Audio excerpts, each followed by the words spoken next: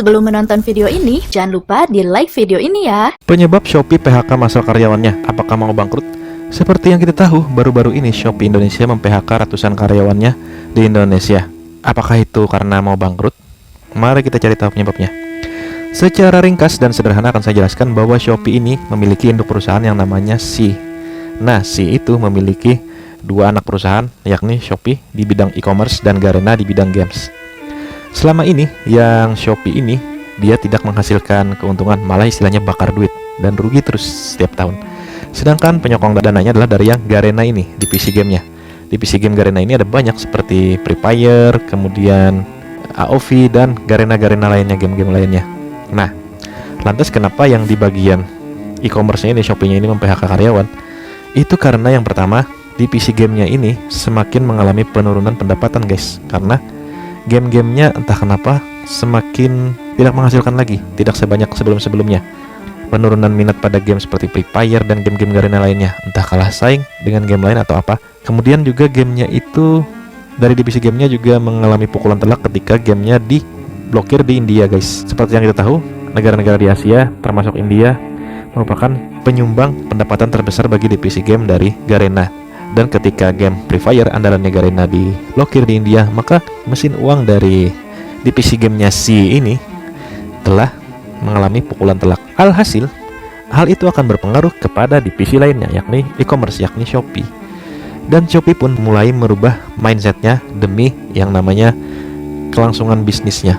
Maksudnya tidak lagi promo-promo yang berlebihan, bakar duit, dan juga melakukan efisiensi dari segi biaya, dari segi pengurangan karyawan dan juga pengurangan biaya operasional, istilahnya perampingan. Dan bisa kita lihat jarang Shopee sekarang beriklan di TV, dan juga jarang terlihat dia melakukan acara live di berbagai stasiun TV.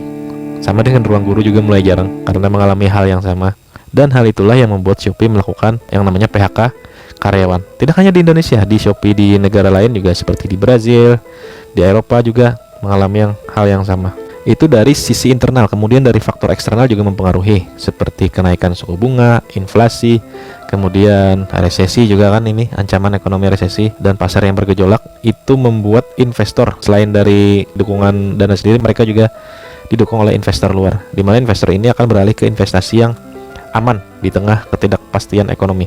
Maksudnya yang aman adalah berinvestasi di perusahaan yang cash flow-nya bagus. Cash flow bagus itu adalah di mana pendapatan lebih besar daripada pengeluaran guys.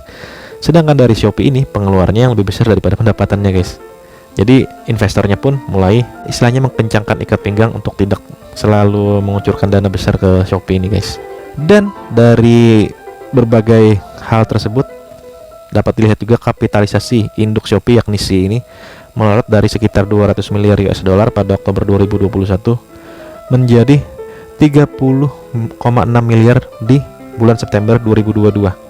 Itu penurunannya hampir 7 kali lipat lah guys, dari 200 miliar ke 30 miliar. Jadi sudah jelas kalau Shopee mulai mengurangi pengeluarannya, salah satunya dengan mem-PHK karyawannya demi bertahan hidup dan sembari juga mencari istilahnya sumber profit baru. Saya sebagai salah satu penjual di Shopee menyadari akhir-akhir ini Shopee meningkatkan yang namanya biaya layanannya meningkat guys. Kemudian biaya gratis ongkir ekstra juga meningkat. Dan itu mungkin salah satunya juga cara agar Shopee bisa meningkatkan pendapatannya guys. Oke, jadi itulah dia alasan atau penyebab kenapa Shopee mem-PHK ratusan karyawan di Indonesia. Rupanya karena induk Shopee tengah mengalami pukulan telak, terutama di divisi gamenya guys.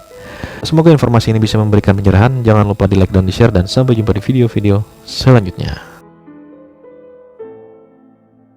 Terima kasih sudah menonton video ini. Jangan lupa di like, di share, dan di subscribe channel Onlinepedia TV, biar kamu nggak ketinggalan video-video terbaru dari kita.